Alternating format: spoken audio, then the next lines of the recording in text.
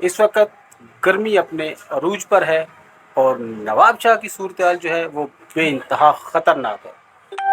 36 घंटे हो चुके हैं लाइट गए हुए, और इस शदीद गर्मी में मरीज़ों का क्या हाल होगा, बच्चों का क्या हाल होगा।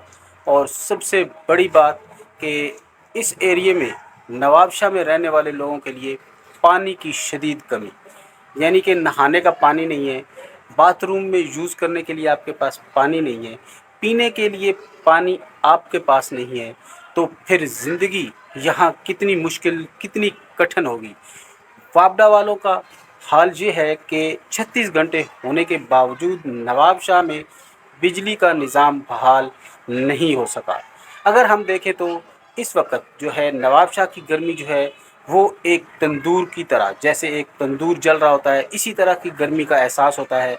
घरों में, कमरों में बैठे हुए लोग जिनके छत नहीं है, जिनके छोटे छोटे कमरे हैं, उनकी ज़िंदगी कितनी अजीरन होगी, कितने बेबस और कितनी लाचार आवाम है कि जिसकी सुनने वाला कोई नहीं है। वापडा एक ऐसा बदमाश है जिसने बदमाशी का समझने के बाज़ार गर्म कर रखा है, और आवाम जो नवाबशाह की भी बेहिस है, कभी बाहर नहीं निकलती, अपने हक़ के लिए नहीं बोलती। और जहाँ की सूरत हाल आज अभी 36 घंटे होने के बाद भी बिजली बहाल नहीं की जा सकी। ये किसकी नाअहली है?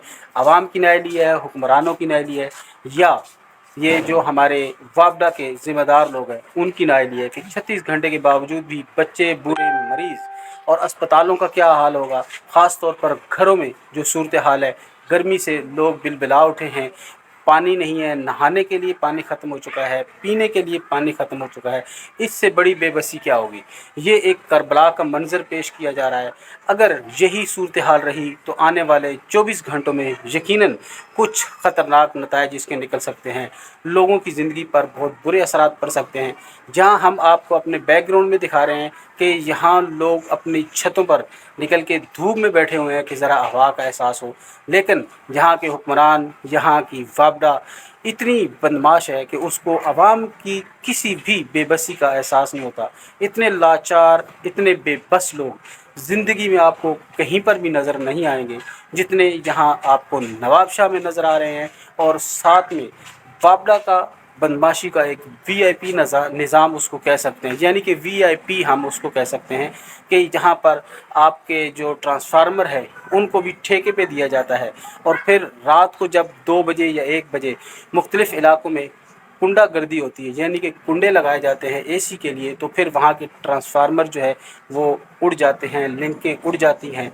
और फिर जो गरीब लोग होते हैं जो बिल पे करते हैं उनकी बेबसी का आलम देखिए कि फिर उन लिंकों को लगाने के लिए भी आपको टाइम चाहिए, 24 घंटे चाहिए, 36 घंटे चाहिए। और इन 24 और 36 घंटों में आवाम की बेबसी, कहीं पानी नहीं मिलेगा, कहीं मरीज़ तड़प रहे होंगे, कहीं बच्चे रो रहे होंगे, और कहीं पर ख़वातीन के बेबसी का वो आलम है कि फ़रियाद तो निकलती है लेकिन वो सुनी कब जाएगी।